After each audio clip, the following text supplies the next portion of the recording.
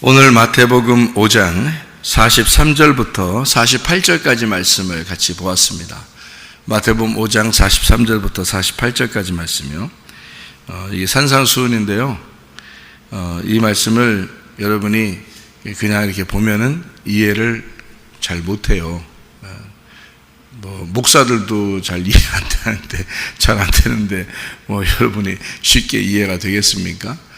이 무슨 말이냐면, 무시해서 그런 게 아니라, 목사들도 저도 잘 몰랐으니까. 근데, 이걸 이제 제가 한 방에 다 이렇게 설명을 해드릴게요. 정리를 해드릴게요. 요거를요. 왜 이렇게 써 있는지. 원래 이제 구약에서는, 십계명이라는 게 있죠. 중심이 십계명이거든요. 율법은 십계명이 중심이에요. 그러니까 모든 요약을 할 때, 이렇게 성경 구약을 전체를 요약할 때 중심이 십계명이에요. 그러면 그 십계명을 구약의 전체 요약인데, 그거를 신약에서 그 구약을 중심으로 요약을 해가지고 잘 정리를 해준 게 산상수훈이에요. 그러니까 이 산상수훈이 구약에 있는 율법을 잘 이제 설명을 해준 거예요. 여기에요. 그러니까 이것은 그냥 이렇게 예수님이 그냥 얘기가 나오니까 가르쳤다 이런 게 아니고, 구약을 잘 요약해서 설명해 주려고 했던 거기 때문에, 이것을 구약을 모르는 사람이 이 성경을 본다는 거 이해가 안 되고요. 성경 자체를, 그러니까 이게 내용 자체를 이해를 못하게 돼 있어요. 왜냐하면 감추어진 거예요. 이게 말하면서, 예수님이 말하면서 이걸 감추어진 거를 감출 거는 감추어 놓고 그리고 얘기를 해놨기 때문에, 감추어진 것을 캐내지 못하면 이해가 안 되게 돼 있는 말씀이 이게 산상수훈이에요. 여러분, 이게 그래도 예수님이 직접 이제 또 가르치면서 말씀하신 게, 이제 요한복음에 이제 13장에는 발 씻어주는 게 나오죠. 주의 만찬을 통해서 발 씻어주면서 14장부터 16장까지 가르친 게 있어요. 그게 이제 다락방 설교라고 그래요. 그 다락방에서 이제 발 씻어주면서 제자들에게 가르쳐준, 그게 이제 14장부터, 요한복음 14장부터 16장까지, 이게 다락방 설교인데요. 그래서 이제 17장에 예수님이 이제 기도하시죠. 혼자 기도하신, 제자들을 위하여 기도하시는 게 17장이거든요. 그러니까 요한복음 14장부터 16장까지가 또 아주 감추어진 하늘의 보화예요. 그래서 이렇게 이제 주님은 이렇게 성경을 이제 두 번에 걸쳐서 이렇게 아주 깊이 가르쳐 준 내용이 있는데, 하나가 뭐냐면 마태복음 5장, 6장, 7장에 나와 있는 산상수훈, 그리고 또 하나 참 하늘의 보물을, 이게 하늘의 비밀을 이렇게 감춰 놓고 가르쳐 준 것이 하나 있는데, 그게 바로 요한복음 14장, 15장, 16장이에요. 그러니까 그거는 그냥 여러분이 배워도 모르고요. 이거는 그냥 읽어도 모르고 그렇게 돼 있어요. 그런데 그 부분을 어떻게 하면 알 수 있느냐면, 예수님이 가슴에 확 들어오면 알아요. 그러니까 이거는 마음으로 깨닫는 거지 겉으로 머리로 깨닫는 내용들이 아닌 거예요. 그러니까 마음으로 주님이 확 들어와서 성령이 비추어줘야 돼요. 그러면 이게 속에서 세상에 이런 거였나 하면서 막 이게 밝혀져요. 이 속에서요. 그래야 깨달아지는 게 마태복음 5장, 6장, 7장, 요한복음 14장, 15장, 16장이에요. 주님의 가르침이죠. 그걸 이제 비밀이다, 또는 감추어놓은 보화다, 이런 얘기들을 이제 하는 거죠. 주님께서. 그러니 우리가 이런 것들을 이제 쉽게 깨닫는 것은 아닌데, 제가 간단하게 설명할 수 있는 내용이에요, 여러분에게. 그러면은 금방 이해가 되는 것입니다. 여기서요, 이웃을 사랑하고 원수를 미워하라고 했다 그랬죠.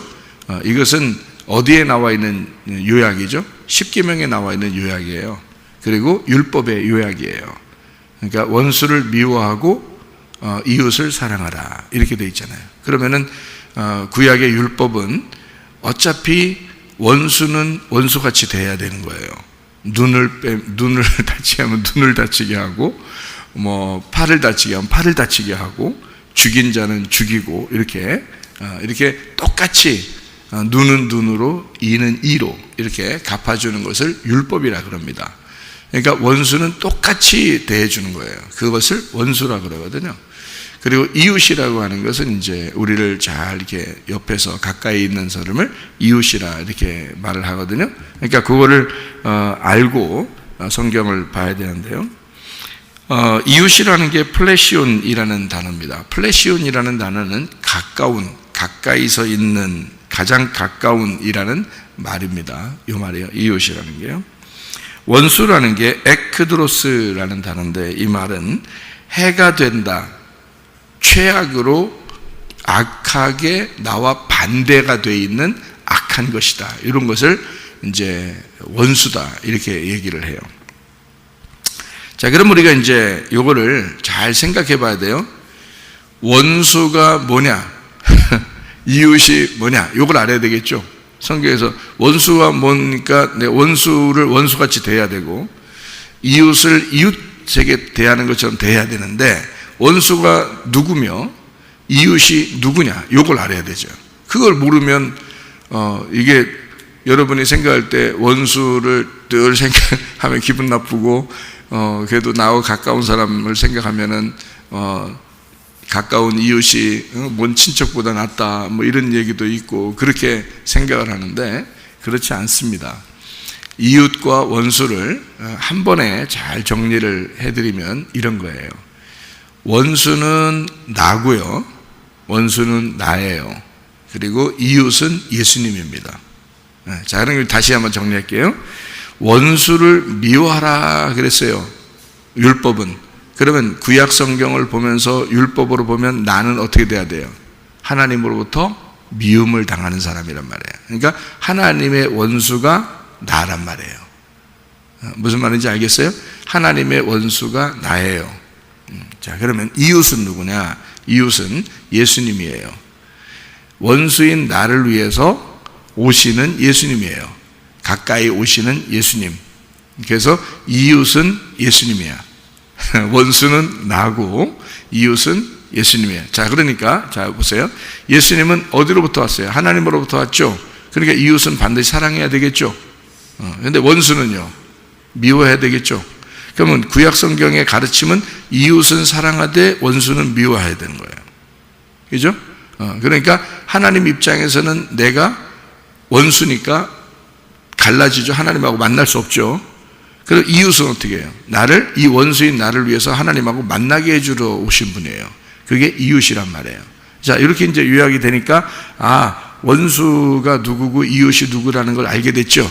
그러니까 이웃이라는 사람이 우리한테 오면 원수를 하나님하고 가까이 만들어줘야 되겠죠. 네, 그래서 원수를 자기 입장에서는 이건 순전히 예수님 입장입니다. 여기 얘기하는 것은 예수님 입장이에요. 우리들을 생각하니까, 여러분과 저를 생각하니까 자꾸 이해가 더 안 되는 거예요, 성경이. 여기 산상수훈에서 이 말하는 이 내용은 예수님에 대한 이야기예요. 예수님이 자기에 대해서 소개를 하려고 한 건데 사람들이 들을 때는 어떻게 들려요? 내 원수가 있고 내 이웃이 있다. 그러니까 내 원수는 어떻게 돼야 된다? 원수까지 사랑해야 된대. 그래서 내 원수 누가 나한테 해코지하고 그러면 사랑해줘야지. 그래, 원수니까 사랑해줘야지. 이렇게 한단 말이에요. 근데 자기가 사랑스럽지 않은데도 사랑해줘야 된다고 생각하는 거예요. 자, 여러분, 그래요, 안 그래요? 기독교인들이 교회 다니면서 조금 나한테 해코지하고 그래도 내가 사랑해줘야지. 뭐 이런 생각을 가져요. 성경이 그런 의미가 아닌데 여러분이 어떻게 사랑합니까? 자, 그 원수를 어떻게 여러분이 사랑합니까? 여러분 힘으로 사랑할 수 있어요? 못해요. 여러분이 그렇게 하는 것 자체가 율법이야. 그게 그렇게 노력하는 자체가 율법이야. 그렇게 언제 노력하라고 그랬어요? 언제 노력하라고 안 했어요. 성경에서 원수는 원수같이 대하라고 그랬지. 언제 원수를 갖다 사랑하라고 그랬어요? 여기 산상수훈에서 예수님이 제자들한테 얘기하는 거예요. 자기를 따라오는 제자들한테. 제자는 어떤 사람인가요? 예수님이 십자가를 지러 가실 때 그렇게 따라가는 사람을 제자라 그래요. 예수님이 자기를 거절하면서 가셔서 죽으시려고 그럴 때 자기를 거절하며 따라오는 사람을 제자라고 합니다. 여기 산상수훈은 제자들에게 쓴 책이에요. 제자들에게. 요한복음 14장, 15장, 16장도 예수님이 제자들에게 다락방에서 설교한 거예요. 다른 사람들한테 얘기한 거 아닙니다. 그냥 무조건 세상 사람들도 이거 인용합니다. 원수를 사랑하라고 그래서 기독교는 원수를 사랑하라고 그랬대. 뭐 이런 얘기를 하는데요. 세상 사람들한테 얘기하는 거 아닙니다. 적어도 예수님과 동일하게 예수님 같은 자, 예수님이 그 안에 들어온 사람을 얘기하는 거예요. 예수님이 우리 안에 들어오면요, 원수를 사랑하지 않으려고 해도 그냥 용서가 된단 말이에요. 예수님 안에 들어오면. 근데 예수님이 안에 안 들어와 있는데 여러분이 막 억지로 사랑스러워지던가요? 안 돼요. 그거는 안 되게 돼 있다고요. 억지로 니네가 노력해서 원수를 사랑하라는 얘기가 아니에요. 주님이 들어와야, 예수님이 들어와야 예수님이 하시는 것이 예수님이 하게 돼 있다 그 말이에요. 그러니까 하는 거지, 어느 날 보니까 원수인데 사랑스러워 보이고 어느 날 보니까 원수가 용서가 돼. 그것은 네가 그렇게 한 게 아니라 예수가 들어와서 그렇게 만들어 버렸단 말이에요, 우리를. 그게 가능해진다. 이것은 원래 율법적으로 성경적으로 보면은 원수는 원수고 이웃은 이웃이라고 돼 있어요. 그런데 이거를 예수님 안에서 하나로 만들었단 말이에요. 원수를 이웃으로 만들었다, 이렇게 되는 거예요. 그러니까 원수를 이웃으로 만들어서 사랑하게 되었다. 이것이 예수님이서 하는 거예요. 예수님이 하는 거예요. 예수님이 이거를 완성을 시키러 오셨다라는 얘기를 하고 싶어서 그런 거예요. 자, 그러면 이제 여기까지 좀 이해가 되니까 여러분이 한번 이제 잘 생각을 이제 여기서부터 이제 또 하는 거죠. 이 내용이 위의 내용하고 똑같은 내용이에요. 위의 내용하고. 이게 43절부터 48절까지의 내용이 있잖아요. 지금 여기에 원수를 사랑하고 이웃도 사랑해야 된다라는 얘기를 예수님이 했어요. 그럼 위에 있는 내용들이 어떤 거예요? 속옷을 가지고자 하는 자에게 겉옷을 주어라 그랬죠. 속옷을 가지고자 하는 자에게 겉옷을 주어라는 말은 두 개 다 주라는 얘기 아니에요. 그죠? 이것도 주고 저것도 줘라는 얘기야. 그럼 이게 뭐라고? 하나는, 자, 원수야. 원수도 사랑해주고 이웃도 사랑해라 그 말이에요. 그죠? 이웃을 사랑하는 건 완전한 거고 원수를 사랑하는 건 불완전하지만 내가 해야 되는 거. 그러니까 오리를 가자고 하잖아. 그러면 십리를 가져. 이렇게 얘기하는 거예요. 그러니까 원수를 미워하라고 했고 이웃을 사랑하라고 너희들은 배웠지만 원수도 오리를 가자고 하면 십리도 가져라 이거야. 그러니까 원수도 사랑하고 이웃도 사랑해줘라 그 말이에요.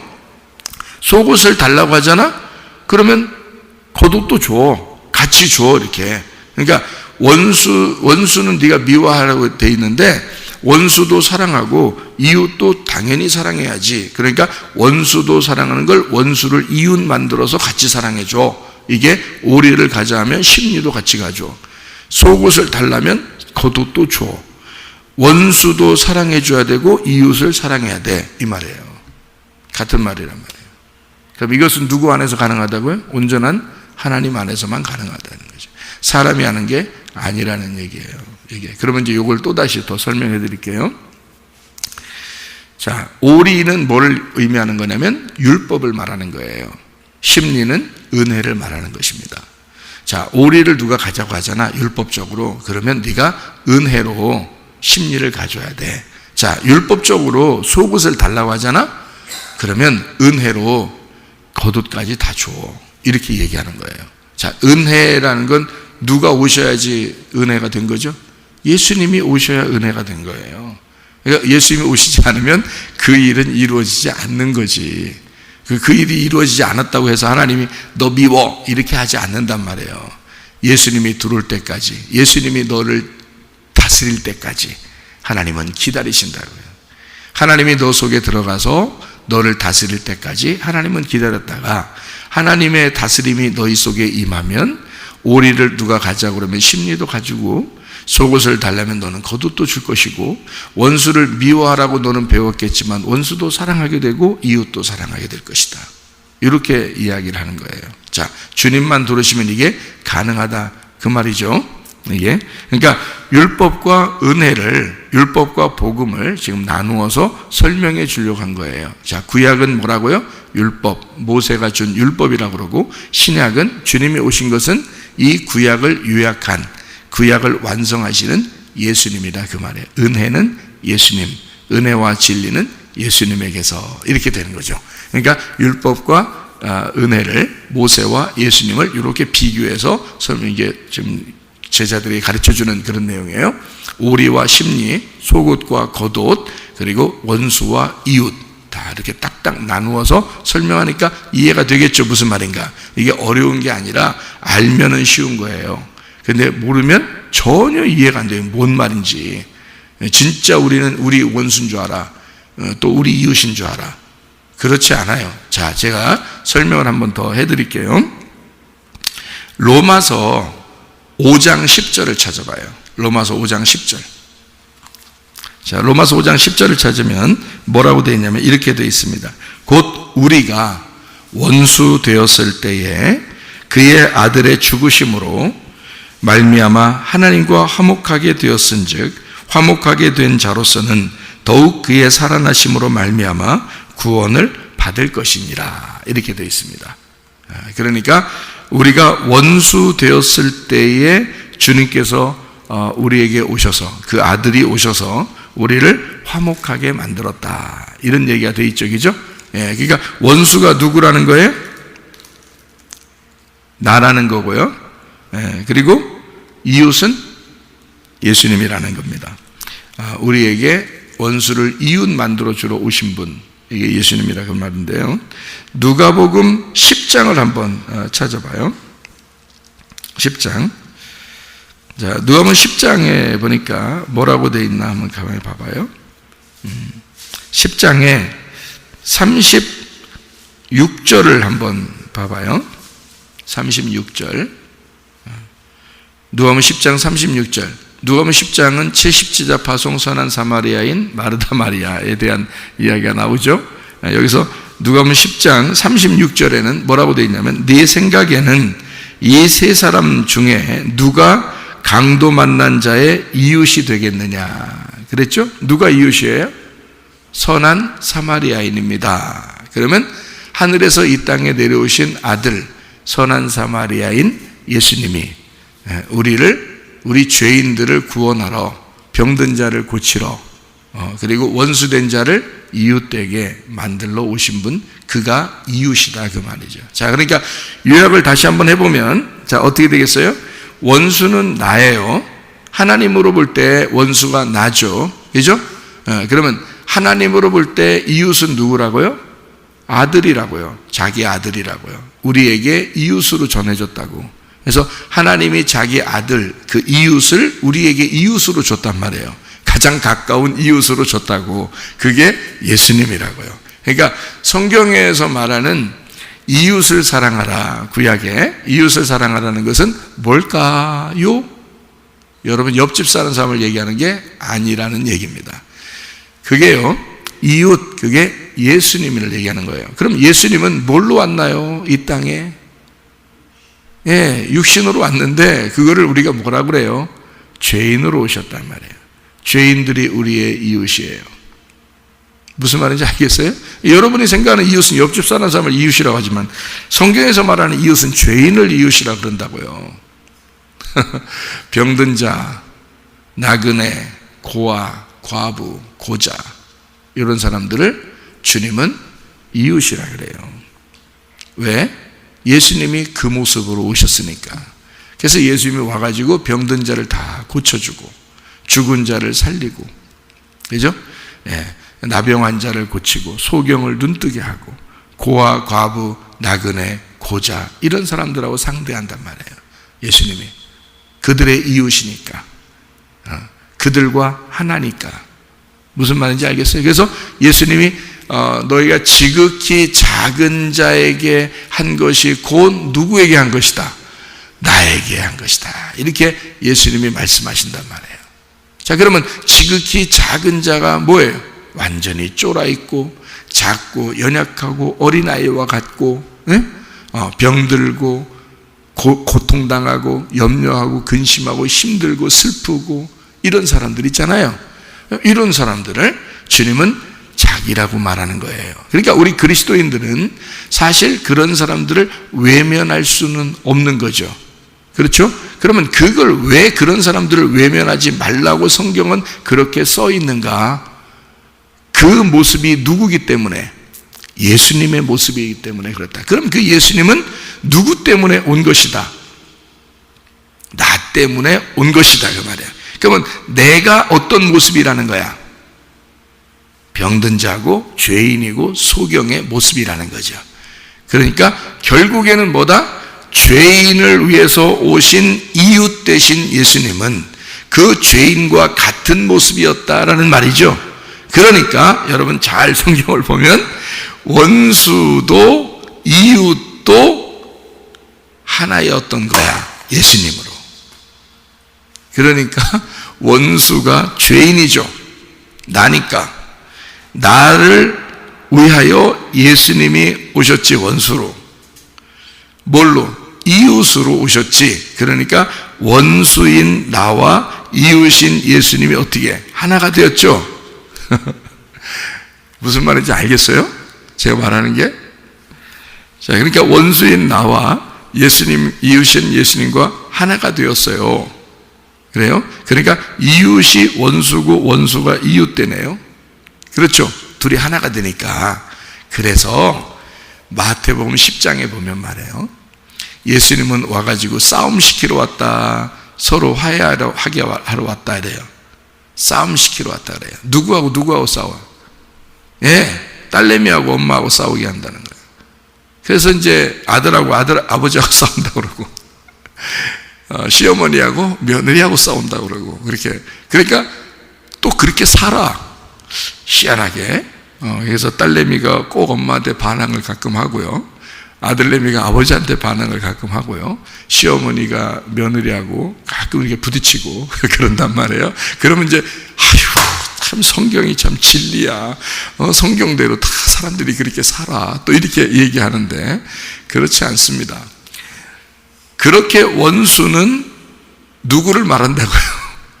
시어머니하고 며느리는 원수지간이야. 성경에 원수라고 나와 있어요. 그 원수는 뭐가 돼야 된다는 거예요? 자, 이제 원수를 사랑하라 그랬잖아. 원수 사랑하고 그 다음에 또 이웃을 사랑하라 그랬잖아. 그러니까 지금 원수가 뭐라는 거야? 이웃이라는 거잖아. 그러니까 원수를 만들러 예수님이 왔다 그랬잖아요. 원수를 만들러 왔어. 그건 왜 그렇게 말했어요? 먼저 율법을 가르치러 왔다 그 말이야. 성경을 알고서 봐야지. 그래야지 이해를 할 거 아니에요. 예수님이 뜬금없이 그 얘기를 왜 하겠냐고. 진짜 쌈 시키려고 왔겠어? 생각해봐. 진짜 쌈 시키려고 하려고 그 말 했겠냐고. 뭘 모르고 성경을 자꾸 보니까 사람들이 이해가 안 되니까 자기들 성경 보는 대로만 행동하려고 한다고. 그거 아니라고요. 그런 의미가 아니에요. 시어머니와 며느리를 먼저 율법으로 나누어 놔야 된다 이 말이고, 아들과 아버지를 율법으로 나누어야 된다. 딸과 엄마를 율법으로 나누러 내가 왔다 그 말이에요. 율법으로 나누러 왔는데 그걸 어떻게 해야 돼? 원수를 만들어서 율법으로 원수를 만들었더니 그 원수를 예수님은 어떻게 하러 왔어? 자기가 그 나누어진 그 사이에 들어가, 시어머니와 며느리 사이에 들어가 예수가 십자가에 매달려 죽는 거예요. 아버지와 아들 그 사이에 들어가 십자가에 매달려 죽는 거야. 엄마와 딸 사이에 들어가 예수가 죽는 거야. 둘이 율법으로 나누어진 그 사이에 예수님이 들어가서 죽는 거예요. 그랬더니 둘이 어떻게 돼? 하나가 되더라 이 말이야. 예수님 안에서 둘을 이웃 만드는 거야. 예수님 안에서 둘을 하나로 만들어서 사랑하게 만들려고 했던 거야. 그래서 예수님은 내가 율법으로 너희들을 먼저 원수가 되게 만들러 온 거야. 그게 구약 성경이야. 그리고 나는 너희를 사랑하게 만들려고 온 거야. 그게 신약 성경이야. 내가 죽고 난 다음에는 너희들이 서로 사랑하게 될 거야. 예수가 너희 속에 들어가기 시작하면 너희는 반드시 사랑하게 될 거야. 그리고 하나가 될 거야. 내가 들어가기 전에, 다시 말하면 내가 십자가에 매달려 죽지 않으면 너희들은 늘 원수로 살 거야. 너희들은 늘 율법으로 살 거야. 그게 원수니까. 서로 원수니까. 자, 너와 하나님은 원수야. 갈라져 있어. 영원히 만날 수가 없어. 내가 죽지 않으면, 예수가 죽지 않으면 하나님과 우리는 영원히 만날 수가 없어요. 그런 원수라고. 그거를 예수가 죽으면서 하나님과 우리 사이를 연결시켜 놨다고요. 그거를 얘기하고 싶어서 얘기한 거예요. 진짜 예수 믿으면 서로 원수 된다는 그 말이 아니고, 예수 믿었더니 예수 안 믿는 사람하고 왼수가 돼서 서로 가족끼리도 여기서 아이고 성경이 탁 맞아, 그냥 왼수 저거 그냥 이렇게 얘기한다고. 그런 말 아니라고요. 왜 무슨 왼수야? 예수만 제대로 만나봐. 그 사람이 예수처럼 보여. 예수만 제대로 만나면 그 원수 같은 남편이, 그 원수 같은 아내가 예수처럼 보이는 거야. 그래서 하나가 되는 거야. 예수가 진짜 내 속에 죽어봐요. 내가 죽은 거야. 그게 내가 죽은 거야. 참 놀라운 복음이죠. 놀라운 복음을 말씀하고 있는 거란 말이에요, 성경에서. 자, 이거를 잘 깨달은 사람이 하나 있는데, 구약에 그 한 사람만 찾아보고 우리가 마치도록 하겠습니다. 사무엘상 24장이에요. 사무엘상 24장. 자, 사무엘상 24장을 한번 이렇게 보면요, 뭐라고 나오냐면 이런 말씀이 나와요. 이걸 잘 이해한 사람인데요, 사무엘상 24장 17절 말씀을 한번 보겠습니다. 뭐라고 되냐면 사울이 다윗에 대해서 얘기한 겁니다. 다윗에게 이르되 나는 너를 학대하되 너는 나를 선대하니 너는 나보다 의롭도다, 이렇게 했습니다. 자, 사울은 어떻게 했어요? 원수 만들어서 자꾸 죽이려고 했어요. 근데 다윗은 어떻게 했어요? 자꾸 용서하고 살려주고 그래요. 그랬더니 사울이 하는 말이 뭐라 그래요? 너는 나보다 더 의롭다. 나는 너를 학대했는데 너는 나를 선대하는구나. 율법은 너를 죽이려고 했는데 은혜는 나를 덮어주는구나. 율법을 은혜로 완성하는구나. 그 말이에요. 이 말이에요. 여러분 그리스도 예수가 여러분 속에 살아계셔서 여러분 그 주님을 살다가 주님 만나시기를 바랍니다. 하면 기도하겠습니다.